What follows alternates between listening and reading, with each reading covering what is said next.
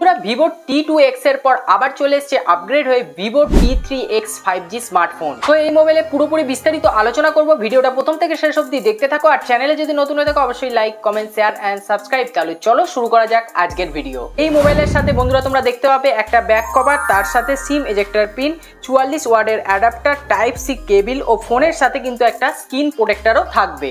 এই ফোনটা কিন্তু খুবই পাতলা, 7.9 mm থিকনেস এবং এই ফোনের ওয়েট হবে 200 গ্রাম। তার সাথে ভলিউম আপ আর ভলিউম ডাউন বাটনও কিন্তু আছে। পাওয়ার বাটনের সাথে কিন্তু বন্ধুরা তোমরা এই মোবাইলে কিন্তু ফিঙ্গারপ্রিন্ট সেন্সর দেখতে পাবে।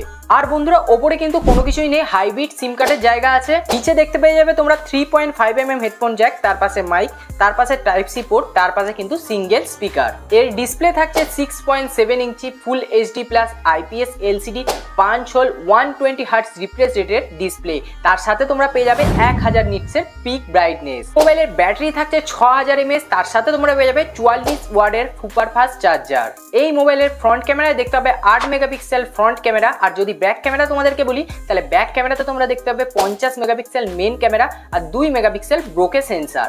বন্ধুরা এই ফোনের রমের কিন্তু কোনো ভেরিয়েন্ট নেই, একটাই মাত্র রম দেখতে হবে 128 GB রম।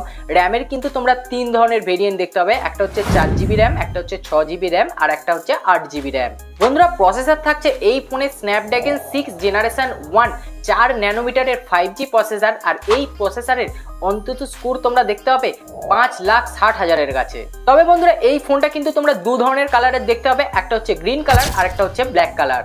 এই ফোনের সফটওয়্যারের মধ্যে তোমরা দেখতে পাবে ফানটাচ ওএস 14, তার সঙ্গে হচ্ছে অ্যান্ড্রয়েড 14। ভিভো কোম্পানি বলেছে যে এই মোবাইলের অ্যান্ড্রয়েড 14 আছে, 15, 16 হবে আর 3 বছরের কিন্তু সিকিউরিটি আপডেট তোমরা এই মোবাইলে দেখতে পেয়ে যাবে। সো বন্ধুরা এই মোবাইলের প্রাইস তো তোমরা দেখতে পাচ্ছ। ভিডিওটা যদি তোমাদের ভালো লেগে থাকে তাহলে অবশ্যই like, comment, share and subscribe করে দিও। তো আজকের মতো ভিডিওটা আমরা এখানে শেষ করছি, আবার দেখা হবে পরের একটা ভিডিও নিয়ে। ততক্ষণের জন্য সাবস্ক্রাইব।